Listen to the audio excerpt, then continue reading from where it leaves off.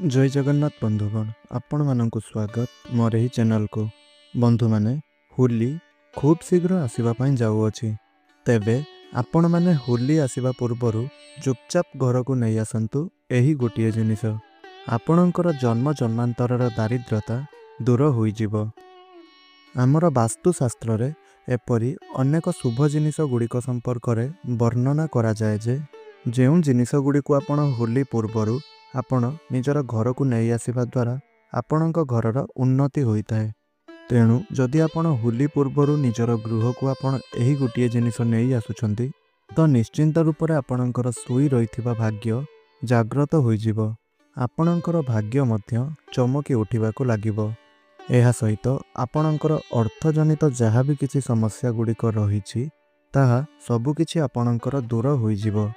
तेबे बंधु माने भिडियोटी आग को बढ़िया पूर्वर आपण मैंने भिडियोटी को गोटे लाइक करी तले आसुवा कमेंट बॉक्स रे जय माता लक्ष्मी निश्चय रूप से लिखि दियंतु एवं चैनल टी नुआ थिले चैनल टी को सब्सक्राइब करि नियंतु। तेबे बंधु माने सही गुप्त जिनिस संपर्क में आपण जानिबा पूर्वर सर्वप्रथमे जानि नियंतु जे चलित वर्ष 2025 रे होलीर पर्व केबे पड़िबा पई जाउअछि एवं काहींकि होली पूर्वर एही गुप्त जिनिस गुड़िक आपणकर घर को आनिबा एहा आपणक पई बहुत अधिक आवश्यक अटे। एहा सहित एही गुप्त जिनिस को आपण होली दिन आनिबा परे एहा को किपरि एही होली दिन समय बाहर करी आपणकु एही गुप्त जिनिसर प्रयोग करिवार अछि। तेबे बंधु माने एही सबु विषय रे जानिबा पई आपण भिडियोटी को जमारू भी स्किप न करी तले आसुथुबा लाइक बटन रे लाइक कर दियंतु एवं भिडियोटी को जमारू भी स्किप न करी शेष पर्यंत निश्चय रूप से देखंतु। काहींकि ना एही भिडियोटी आपण मानक पई ही प्रस्तुत करा जायछि आउ एही भिडियोटी आपण मानक पई बहुत अधिक लाभप्रद अटे। तेबे बंधु माने आमर हिंदू धर्म रे प्रमुख पर्व मानक मध्यरु होली मध्य अन्यतम अटे।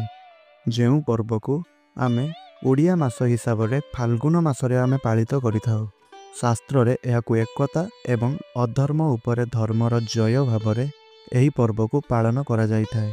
एपरि मध्य माना जाइथाए जे होली पर्वटी लोकमानंक मध्यरे प्रेम एवं एकता को वृद्धि कराइथाए। एहा छड़ा एहार पूर्व दिन रे होलिका दहन एही पर्वटी मध्य पालित करा जाइथाए। जेउ पर्वटी को आत्मार शुद्धि एवं मनर पवित्रता सहित जोड़ा जाइथाए। तेबे आमर पंचांग अनुसार प्रत्येक वर्ष फाल्गुन मासरे शुक्ल पक्ष पूर्णिमा दिन संध्या समय रे होलिका दहन करा जाइथाए आउ ता परदिन ही होलीर पर्व पालन करा जाइथाए। तेबे बंधु माने चलित वर्ष 2025 एही वर्षटी रे 15 मार्च 2025 रे होलीर पर्व पालन करा जिवो। तेणु आपण निश्चिंत भावरे होली दिन एही जिनिसटी को आपण निजर घर को नहीं आसंतु। आपणकर जन्म जन्मांतर दारिद्रता दूर होइजिब। एहा सहित आपणकु माता लक्ष्मींकर विशेष कृपा मध्य प्राप्ति हेब। तेबे बंधु माने फाल्गुन मासर शुक्ल पक्षर जो पूर्णिमा तिथिटी होइथाए सेही दिन रे होलिका दहनर पर्व पालन करा जाइथाए एवं एहार ठीक परदिन प्रतिपदा तिथि होइथाए जहाकु कि होलीर पर्व माना जाइथाए।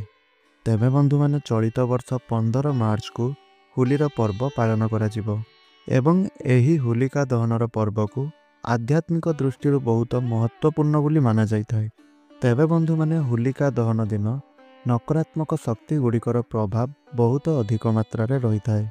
तेणु सही दिनर पूर्वरु आपणको आपणकर घरु केते गुड़िए जिनिस गुड़ी को सबु बाहर को बाहर करदेवा उचित एवं सही परि भावरे किछि जिनिस गुड़ी को मध्य निजर घर को आनिबा मध्य उचित होई थाए। बंधु माने होली सहित जड़ित केते गुड़िए प्राचीन कथा रही। बंधु माने होली साथी रे जड़ित एक प्राचीन कथा मध्य रही अछि। प्रहलाद को जलाइबा पई निज भाईर आज्ञा रे होलिका प्रहलाद को धरी अग्नि रे बसिथिला एवं होलिका एही वरदान प्राप्ति करिथिला जे से केबे भी निया रे जळिबो नाही। तेथिपई से प्रहलाद को निजर कूल रे धरी निया रे बसीगला। मात्र भगवान श्रीहरि विष्णु निजर भक्तों को बंचाइबा पई एपरि चमत्कार कले जे होलिका निजे अग्नि रे जली भस्म होईगला। मात्र प्रहलादर कौनसी प्रकार भी क्षति हैला नहीं। ସେହି ଦିନଠାରୁ ହୋଲିକା ଦହନର ପର୍ବକୁ ପାଳନ କରାଯାଇଥାଏ। ଅଧର୍ମ ଉପରେ ଧର୍ମର ବିଜୟ, ଅନ୍ୟାୟ ଉପରେ ନ୍ୟାୟର ବିଜୟ ଭାବରେ ଏହି ପର୍ବଟିକୁ ପାଳନ କରାଯାଇଥାଏ। ଏହି ପର୍ବଟି ସତ୍ୟତା ଉପରେ ଆଧାରିତ ଅଟେ। ଏହି ଦିନ ମଧ୍ୟ ଭଗବାନ ଶ୍ରୀହରି ବିଷ୍ଣୁଙ୍କର ପୂଜା ଅର୍ଚ୍ଚନା କରାଯାଇଥାଏ ଏବଂ ହୋଲିର ଏହି ଅଗ୍ନି ସମସ୍ତ ପାପକୁ ନଷ୍ଟ କରିବା ବାଲା ହୋଇଥାଏ। ତେବେ ବନ୍ଧୁମାନେ କିଛି ମହତ୍ତ୍ୱପୂର୍ଣ୍ଣ ଉପାୟ ଗୁଡ଼ିକ ରହିଛି, ଯେଉଁ ଉପାୟ ଗୁଡ଼ିକୁ ଆପଣ ଏହି ହୋଲି ଦିନ କରିବା ଉଚିତ, ଯାହା ସମ୍ପର୍କରେ ଆମେ ଆପଣଙ୍କୁ ଆଗାମୀ ଆହୁରି ଅନେକ ଗୁଡ଼ିଏ ଭିଡ଼ିଓରେ ଜଣାଇବା ପାଇଁ ଯାଉଅଛୁ। କାହିଁକି ନା ଆମର ଏହି ଚ୍ୟାନେଲରେ ହୋଲି ସମ୍ବନ୍ଧିତ ଆହୁରି ଅନେକ ମହତ୍ତ୍ୱପୂର୍ଣ୍ଣ ଭିଡ଼ିଓ ଗୁଡ଼ିକ ଆଗକୁ ଅପଲୋଡ଼ ହେବା ପାଇଁ ଯାଉଅଛି। ସେଥିପାଇଁ ଆପଣ ଆମର ଏହି ଚ୍ୟାନେଲ ସହିତ ଯୋଡ଼ି ହୋଇ ରୁହନ୍ତୁ ଏବଂ ଚ୍ୟାନେଲଟିକୁ ସବସ୍କ୍ରାଇବ୍ କରି ପାଖରେ ଆସୁଥିବା ବେଲ୍ ଆଇକନ୍ଟିକୁ ପ୍ରେସ୍ କରି ଅଲ୍ରେ ସିଲେକ୍ଟ କରନ୍ତୁ, ଯାହାଫଳରେ ଆମେ ଅପଲୋଡ଼ କରୁଥିବା ପ୍ରତ୍ୟେକ ଭିଡ଼ିଓ ଗୁଡ଼ିକ ଆପଣଙ୍କ ପାଖରେ ଯାଇ ସର୍ବପ୍ରଥମେ ପହଞ୍ଚି ପାରିବ ଏବଂ ଆପଣ ଏହି ହୋଲି ସମ୍ବନ୍ଧିତ ପ୍ରତ୍ୟେକ ଭିଡ଼ିଓ ଗୁଡ଼ିକ ପାଇପାରିବେ। ତ ବନ୍ଧୁମାନେ, ଏହି ହୋଲି ପର୍ବଟି ଆରମ୍ଭ ହେବା ପୂର୍ବରୁ ଆପଣମାନେ ଆପଣଙ୍କର ଘରକୁ କିଛି ଏହି ସାଧାରଣ ଜିନିଷ ଗୁଡ଼ିକ କିଣିକରି ନେଇ ଆସନ୍ତୁ। କାହିଁକି ନା ଏହି ସାଧାରଣ ଦେଖାଯାଉଥିବା ଜିନିଷ ଗୁଡ଼ିକ ମଧ୍ୟରେ କିଛି ଏପରି ଅଲୌକିକ ଶକ୍ତି ଗୁଡ଼ିକ ସବୁ ରହିଥାଏ, ଯେଉଁ ଶକ୍ତି ଦ୍ୱାରା ଆପଣଙ୍କର ଘରେ ଥିବା ନକାରାତ୍ମକ ଶକ୍ତି ଗୁଡ଼ିକ, କୁଶକ୍ତି ଗୁଡ଼ିକ ନଷ୍ଟ ହୋଇଯାଇଥାଏ। ଆଉ ଆପଣଙ୍କର ଘରେ ନକାରାତ୍ମକ ଶକ୍ତି ବା କୁଶକ୍ତି ଗୁଡ଼ିକ ନଷ୍ଟ ହୋଇଯିବା ଫଳରେ ଆପଣଙ୍କ ଘରର ଉନ୍ନତି ହୋଇଥାଏ, ଯାହାଫଳରେ ଆପଣ ଧନବାନ ବନିଯାଇଥାନ୍ତି। ତେବେ ବନ୍ଧୁମାନେ, ସେହି ଜିନିଷ ଗୁଡ଼ିକ ମଧ୍ୟରୁ ପ୍ରଥମ ଜିନିଷଟି ହେଉଛି ନାଲି ଲଙ୍କା। ହୋଲିକା ଦହନ ପୂର୍ବରୁ ଆପଣ ନିଜର ଘରକୁ ନାଲି ଲଙ୍କା ନିଶ୍ଚୟ ରୂପରେ ଆଣନ୍ତୁ। ତେବେ ଏମିତିରେ ତ ଆମ ରୋଷେଇ ଘରେ ନାଲି ଲଙ୍କା ସବୁବେଳେ ରହିଥାଏ, ମାତ୍ର ହୋଲିକା ଦହନ ପୂର୍ବରୁ ଆପଣଙ୍କୁ ନାଲି ଲଙ୍କା ନିଶ୍ଚୟ ରୂପରେ କିଣିକରି ଆଣିବାର ଅଛି। ଆଉ ସେହି ଲଙ୍କାକୁ ଆଣି ଆପଣ ନିଜର ଘରର ଦକ୍ଷିଣ ଦିଗରେ ରଖିଦେବାର ଅଛି। ଏପରି କରିବା ଦ୍ୱାରା ସେହି ଲଙ୍କା ଗୁଡ଼ିକ ଆପଣଙ୍କ ଘରର ସବୁ ନକାରାତ୍ମକ ଶକ୍ତି ଗୁଡ଼ିକୁ ନିଜ ଶରୀରକୁ ଟାଣି ନେଇଥାନ୍ତି ବା ନିଜ ଭିତରକୁ ସେମାନେ ଟାଣି ନେଇଥାନ୍ତି। ତାପରେ ଆପଣ ହୋଲିକା ଦହନ ଦିନ ସେହି ଲଙ୍କାକୁ ନେଇକରି ସେହି ନିଆଁରେ ପୋଡ଼ି ଦିଅନ୍ତୁ। ଏପରି କରିବା ଦ୍ୱାରା ଆପଣଙ୍କ ଗୃହର ସମସ୍ତ ନକାରାତ୍ମକ ଶକ୍ତି ଗୁଡ଼ିକ ନଷ୍ଟ ହୋଇଯିବ। ଘରେ ଯଦି କିଛି ନଜର ଦୋଷ ଲାଗିଥିବ ତେବେ ତାହା ମଧ୍ୟ ନଷ୍ଟ ହୋଇଯିବ। ଦ୍ୱିତୀୟ ଜିନିଷଟି ହେଉଛି, ହୋଲି ପୂର୍ବରୁ ଆପଣଙ୍କୁ ଆପଣଙ୍କ ଘରର ମୁଖ୍ୟ ଦ୍ୱାର ସମ୍ମୁଖରେ ଲେମ୍ବୁ ଏବଂ ଲଙ୍କାର ମାଳ ପ୍ରସ୍ତୁତ କରି ଟାଙ୍ଗି ଦେବାର ଅଛି।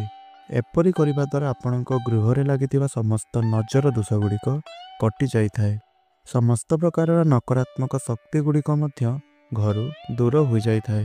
ତେବେ ହୋଲିର 8-10 ଦିନ ପୂର୍ବରୁ ଆପଣ ଏହି ଲେମ୍ବୁ ଲଙ୍କାର ମାଳକୁ ନିଜର ଗୃହ ସମ୍ମୁଖରେ ମୁଖ୍ୟ ଦ୍ୱାର ସମ୍ମୁଖରେ ବାନ୍ଧି ଦିଅନ୍ତୁ। ଆଉ ହୋଲିକା ଦହନ ଦିନ ଆପଣ ଏହାକୁ ନେଇ ନିଆଁରେ ପୋଡ଼ି ଦିଅନ୍ତୁ, କାହିଁକି ନା ସେତେବେଳକୁ ଏହି ଲେମ୍ବୁ ଲଙ୍କା ଗୁଡ଼ିକ ଶୁଖି ଯାଇଥିବ। ତେବେ ବନ୍ଧୁମାନେ, ତୃତୀୟ ଜିନିଷଟି ହେଉଛି, ଆପଣଙ୍କୁ ଏହି ହୋଲି ପୂର୍ବରୁ ଆପଣଙ୍କର ମୁଖ୍ୟ ଦ୍ୱାର ସମ୍ମୁଖରେ ଆମ୍ବ ପତ୍ରର ତୋରଣ ଆଣିକରି ଲଗାଇ ଦେବାର ଅଛି, କିମ୍ବା ଆପଣ ଚାହିଁଲେ ଆମ୍ବ ପତ୍ରର ତୋରଣ ନିଜେ ପ୍ରସ୍ତୁତ କରି ତାହାକୁ ଆପଣ ଆପଣଙ୍କ ଘରର ମୁଖ୍ୟ ଦ୍ୱାର ସମ୍ମୁଖରେ ଲଗାଇଦେବେ। ଏହାକୁ ଲଗାଇବା ଦ୍ୱାରା ଆପଣଙ୍କୁ ଏହା ଫାଇଦା ହେବ ଯେ, ଯଦି ଆପଣଙ୍କ ପରିବାରର କୌଣସି ସଦସ୍ୟ ବହୁତ ଦିନ ଧରି ରୋଗରେ ପଡ଼ିଛନ୍ତି, ବେମାରରେ ପଡ଼ିଛନ୍ତି, ତ ଆପଣ ଏହିପରି କରିଦେବା ଦ୍ୱାରା ସେହି ବ୍ୟକ୍ତିଙ୍କର ରୋଗ ସମାପ୍ତ ହୋଇଯାଇଥାଏ। ଆଉ ଗୃହର ଅନ୍ୟ କୌଣସି ବ୍ୟକ୍ତିବିଶେଷ ମାନେ ଲମ୍ବା ସମୟ ଧରି କୌଣସି ରୋଗରେ ଆକ୍ରାନ୍ତ ହୋଇନଥାନ୍ତି।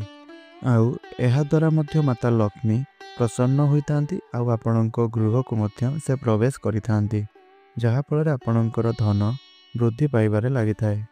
ସେଥିପାଇଁ ଆପଣ ହୋଲିର ପୂର୍ବରୁ ଆପଣଙ୍କ ଘରର ମୁଖ୍ୟ ଦ୍ୱାରରେ ଆମ୍ବ ପତ୍ରର ତୋରଣ ନିଶ୍ଚୟ ରୂପରେ ପ୍ରସ୍ତୁତ କରି ଲଗାନ୍ତୁ। ଚତୁର୍ଥ ଜିନିଷଟି ହେଉଛି, ଆପଣ ହୋଲିର ପୂର୍ବରୁ ବା ହୋଲି ଦିନ ଏକ ଜଳଭରା ପାତ୍ର ଆପଣ ନିଜର ଘରେ ରଖିଦିଅନ୍ତୁ। ଆଉ ନିଜ ଘରର ଉତ୍ତର ଦିଗରେ ଆପଣ ସେହି ପାତ୍ରଟିକୁ ରଖିଦିଅନ୍ତୁ। ଆଉ ସେହି ପାତ୍ରରେ ଆପଣ ଅଳ୍ପ କିଛି ଲୁଣ ପକାଇ ଦିଅନ୍ତୁ। ଏହି ପାଣି ବା ଏହି ପାତ୍ରରେ ଥିବା ଲୁଣ ମିଶା ପାଣି ଆପଣଙ୍କ ଘରର ସମସ୍ତ ନକାରାତ୍ମକ ଶକ୍ତି ଗୁଡ଼ିକୁ ନିଜ ମଧ୍ୟକୁ ଟାଣି ନେବ। ଏବଂ ହୋଲିକା ଦହନ ଦିନ ଯେଉଁ ସ୍ଥାନରେ ହୋଲିର ଅଗ୍ନି ଜଳାଯାଇଥିବ, ସେହି ସ୍ଥାନରେ ଆପଣ ଏହି ଜଳକୁ ଢାଳି ଦିଅନ୍ତୁ। ଆଉ ହଁ, ଯଦି ଆପଣ ଏହି ଉପାୟଟିକୁ ହୋଲିର ପୂର୍ବରୁ କରିପାରୁନାହାନ୍ତି, ତାହେଲେ ଚାହିଁଲେ ହୋଲିକା ଦହନ ଦିନ କିମ୍ବା ହୋଲି ଦିନ ଆପଣ କରିପାରିବେ। ଆଉ ଯଦି ଆପଣ ଚାହାନ୍ତି ତାହେଲେ ଏହି ଉପାୟଟିକୁ ଆପଣ ପୂର୍ବରୁ ମଧ୍ୟ କରିପାରିବେ, ଅର୍ଥାତ୍ ହୋଲିର ପୂର୍ବରୁ ଆପଣ ଏହି ଉପାୟଟିକୁ କରିପାରିବେ। ଆଉ ହୋଲିକା ଦହନ ଦିନ ଏହି ଜଳକୁ ଆଣି ଯେଉଁଠାରେ ହୋଲିର ଅଗ୍ନି ଜଳାଯାଇଥାଏ ସେହିଠାରେ ଆପଣ ଢାଳିଦେବେ। ଅଳ୍ପ କିଛି ଜଳରେ ଆପଣ ନିଜର ଘରକୁ ପୋଛାପୋଛି କରିବେ, ଯାହାଫଳରେ ଆପଣଙ୍କ ଘରର ନକାରାତ୍ମକ ଶକ୍ତି ଗୁଡ଼ିକ ଦୂର ହୋଇଯିବ। ଆଉ ଯେଉଁ ଜଳ ଗୁଡ଼ିକ ବଳି ପଡ଼ିବ ସେହି ଜଳକୁ ଆପଣ ସେହି ସ୍ଥାନରେ ନେଇ ଢାଳିଦେବେ। ଏହି ଉପାୟ ଗୁଡ଼ିକର ଆମର ବାସ୍ତୁଶାସ୍ତ୍ରରେ ବିଶେଷ ମହତ୍ଵ ରହିଅଛି। ତ ବନ୍ଧୁମାନେ, ଏହି ଉପାୟ ଗୁଡ଼ିକୁ ବା ଏହି ଜିନିଷ ଗୁଡ଼ିକୁ ଆପଣ ଏହି ହୋଲିକା ଦହନ ପୂର୍ବରୁ ନିଜର ଘରକୁ ନିଶ୍ଚୟ ରୂପରେ ଆଣନ୍ତୁ ଏବଂ ଏହି ଉପାୟ ଗୁଡ଼ିକୁ ଆପଣ ନିଶ୍ଚୟ ରୂପରେ କରନ୍ତୁ ଆପଣଙ୍କ ପରିବାରର ମଙ୍ଗଳ ପାଇଁ। ତ ଆଶା କରୁଛି ଆପଣଙ୍କୁ ଏହି ଭିଡ଼ିଓଟି ନିଶ୍ଚୟ ରୂପରେ ଭଲ ଲାଗିଥିବ। ଯଦି ଆପଣଙ୍କୁ ମୋର ଏହି ଭିଡ଼ିଓଟି ଭଲ ଲାଗିଥାଏ ତାହେଲେ ଭିଡ଼ିଓଟିକୁ ଗୋଟିଏ ଲାଇକ୍ କରନ୍ତୁ। ତଳେ ଆସୁଥିବା କମେଣ୍ଟ ବକ୍ସରେ ଜୟ ମାତା ଲକ୍ଷ୍ମୀ, ଜୟ ଶ୍ରୀହରି ବିଷ୍ଣୁ ନିଶ୍ଚୟ ରୂପରେ ଲେଖିଦିଅନ୍ତୁ। ଆଉ ଚ୍ୟାନେଲଟିରେ ନୂଆ ଥିଲେ ଚ୍ୟାନେଲଟିକୁ ସବସ୍କ୍ରାଇବ୍ କରି ଭିଡ଼ିଓଟିକୁ ପ୍ରିୟଜନମାନଙ୍କ ସାଥିରେ, ପରିବାରର ସଦସ୍ୟମାନଙ୍କ ସାଥିରେ ସେୟାର ନିଶ୍ଚୟ ରୂପରେ କରନ୍ତୁ।